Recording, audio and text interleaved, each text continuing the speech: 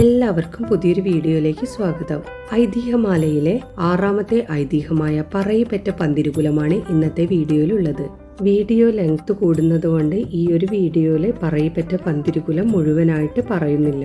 ചരിത്രപ്രസിദ്ധനായ ഗോവിന്ദസ്വാമിയുടെ പുത്രനും മലയാളത്തിൽ നടപ്പുള്ള വാക്യം പരൽപേരെ മുതലായ ജ്യോതിശാസ്ത്ര ഗ്രന്ഥങ്ങളുടെ നിർമ്മാതാവെന്ന് പറയപ്പെടുന്ന ആളുമായ വരരുചി എന്ന ബ്രാഹ്മണോത്തമനെ കുറിച്ച് കേട്ടിട്ടില്ലാത്തവർ അധികമുണ്ടെന്ന് തോന്നുന്നില്ല. ഇദ്ദേഹം വിക്രമാദിത്യ രാജാവിന്റെ സേവകനായിട്ട് താമസിച്ചിരുന്നു.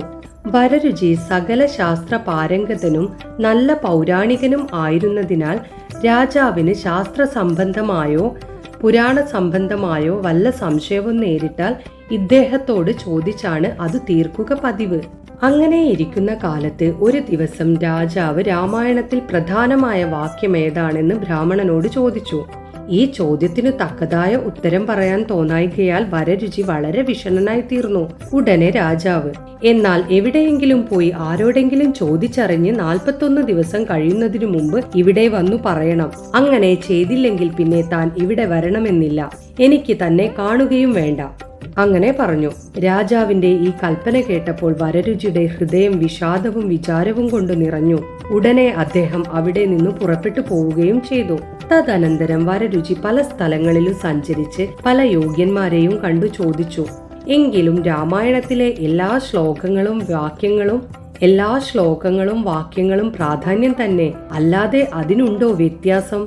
നഹി ഗുളഗുളികയാ ക്വാപി മാധുര്യ ഭേദ എന്നും മറ്റും പലരും പലവിധം പറഞ്ഞതല്ലാതെ ശരിയായ മറുപടി ആരിൽ നിന്നും കിട്ടിയില്ല. അങ്ങനെ 40 ദിവസം കഴിഞ്ഞു. ബ്രാഹ്മണന് വ്യസനം സഹിക്കവയ്യാതെയായി തീർന്നു.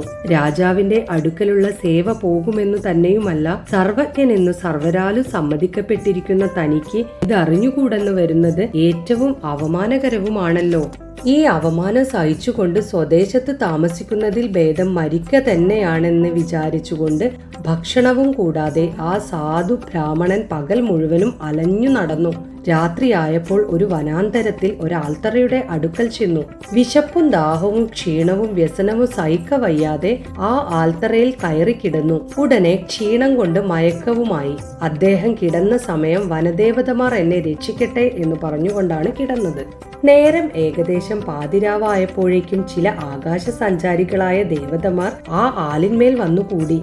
ആ ആലിന്മേൽ സ്ഥിരവാസിനികളായ ദേവതമാരെ വിളിച്ച്, നിങ്ങൾ വരുന്നില്ലേ? ഇപ്പോൾ ഒരു സ്ഥലത്തൊരു പ്രസവമുണ്ട്, ഞങ്ങൾ അവിടെ പോവുകയാണ്. ചോരയും നീരും കുടിക്കണമെങ്കിൽ വരുവിൻ എന്ന് പറഞ്ഞു. അപ്പോൾ ആ ആലിന്മേലിരുന്ന ദേവതമാർ, ഞങ്ങൾക്ക് വരാൻ നിവൃത്തിയില്ല. ഇവിടെ ഒരു വിശിഷ്ടനായ ബ്രാഹ്മണൻ വന്നു കിടക്കുന്നു. ഇദ്ദേഹം സ്വരക്ഷാർത്ഥം ഞങ്ങളെ പ്രാർത്ഥിച്ചുകൊണ്ടാണ് കിടന്നത്. അതിനാൽ നിങ്ങൾ പോയി തിരിച്ചു വരുമ്പോൾ ഇതിലേ വന്ന് വിവരം പറഞ്ഞു വേണം പോകാൻ. എന്നാൽ അങ്ങനെയാവട്ടെ എന്ന് പറഞ്ഞ് ആ വനദേവതമാർ പോവുകയും ചെയ്തു. അന്ത്യയാമമായപ്പോൾ വരരുചി ഉണർന്നുവെങ്കിലും വ്യസനത്തോടുകൂടി ഓരോന്നും ഓർത്ത് കണ്ണുമടച്ചു കിടന്നതല്ലാതെ എണീറ്റില്ല. അപ്പോൾ മുമ്പേ പോയ ദേവതമാർ വീണ്ടും അവിടെ വന്നു ചേർന്നു. ഉടനെ ആലിന്മേലുണ്ടായിരുന്ന ദേവതമാർ, പ്രസവം എവിടെയായിരുന്നു? കുട്ടി എന്താണ് എന്ന് ചോദിച്ചു. അപ്പോൾ ദേവതമാർ പറഞ്ഞു, ഒരു പറയന്റെ അവിടെയായിരുന്നു പ്രസവം. കുട്ടി പെണ്ണാണ്. അവളെ വിവാഹം ചെയ്യുന്നത് ആരായിരിക്കും എന്ന് ആലിന്മേലുണ്ടായിരുന്നവർ വീണ്ടും ചോദിച്ചപ്പോൾ വന്നവർ പറഞ്ഞു, അത് മാം വിദ്ധി എന്നറിഞ്ഞുകൂടാത്ത ഈ വരരുചിയാണ്. നേരം വെളുക്കാറായി, ഞങ്ങൾ ഇനി താമസിക്കുന്നില്ല, ശേഷമൊക്കെ പിന്നെ പറയാം എന്ന് പറഞ്ഞ് ഉടനെ പോവുകയും ചെയ്തു. ഏറ്റവും ബുദ്ധിശാലിയായ വരരുചിക്ക് ദേവതമാരുടെ ഈ വാക്കു കേട്ടപ്പോൾ തന്റെ കാര്യം സാധിച്ചതിലുള്ള സന്തോഷവും ഭാവിയായ അധപതനത്തെക്കുറിച്ച് വിചാരിച്ചുള്ള വിഷാദവും ഒന്നുപോലെ ഹൃദയത്തിൽ തിങ്ങി.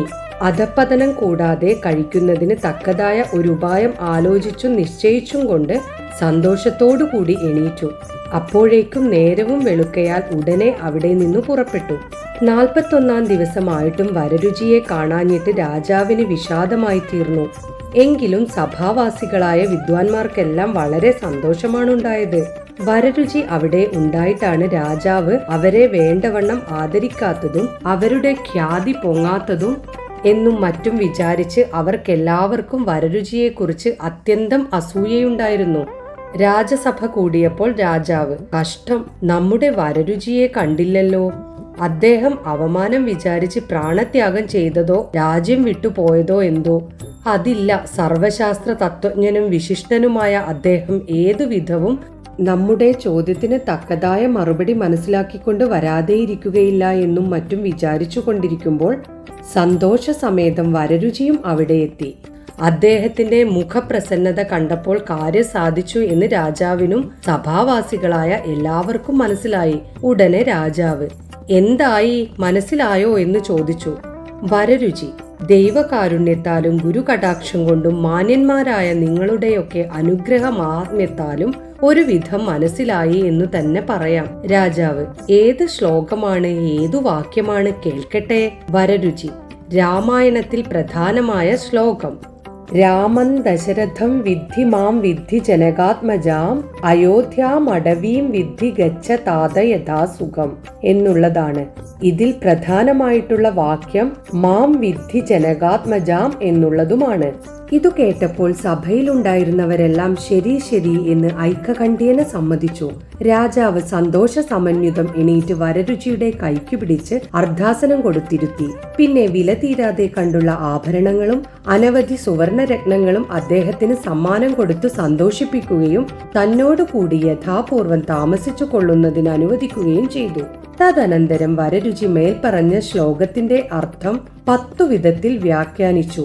അവയിൽ 2 വിധം അർത്ഥം ഇങ്ങനെയാണ്. അല്ലയോ താത, രാമൻ ദശരഥം വിദ്ധി, രാമനെ ദശരഥനെന്ന് അറിഞ്ഞാലും നിന്റെ ജ്യേഷ്ഠനായ രാമനെ അച്ഛനായ ദശരഥനെ പോലെ വിചാരിച്ചു കൊള്ളണമെന്നും ജനകാത്മജാം മാം വിദ്ധി, ജനകാത്മജയെ അതായത് സീതയെ എന്നെ പോലെ വിചാരിച്ചു കൊള്ളണം.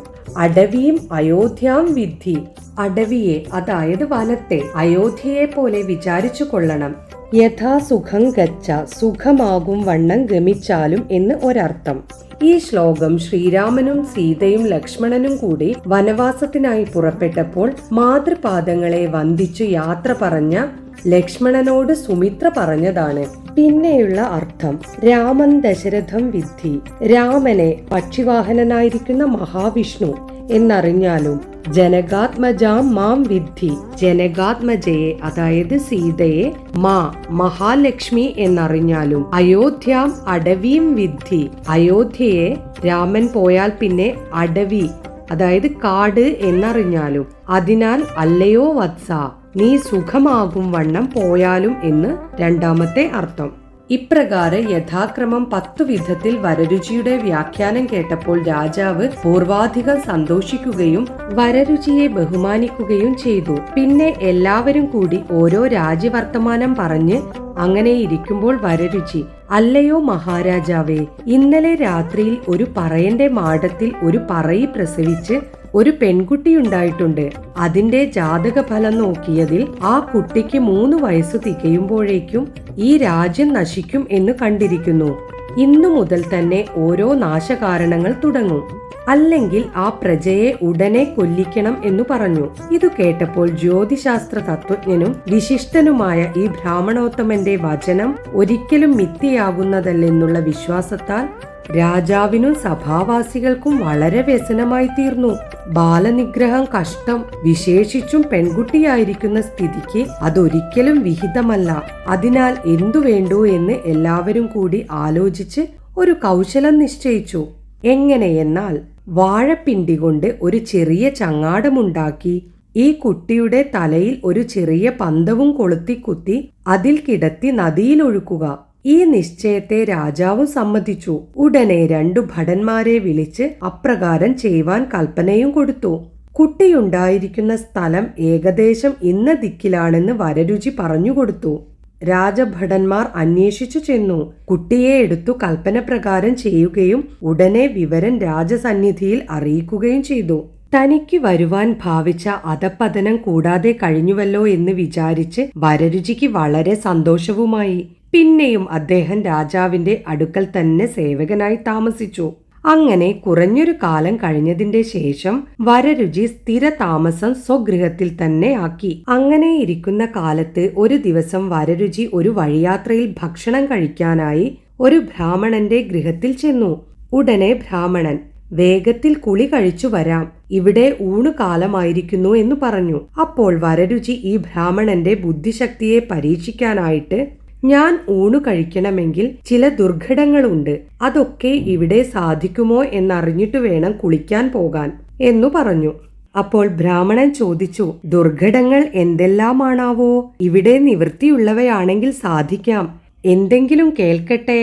എന്തൊക്കെ കാര്യങ്ങളാണ് ബ്രാഹ്മണനോട് വരരുചി പറഞ്ഞത് എന്നുള്ളത് അടുത്ത ശനിയാഴ്ച കേൾക്കാം.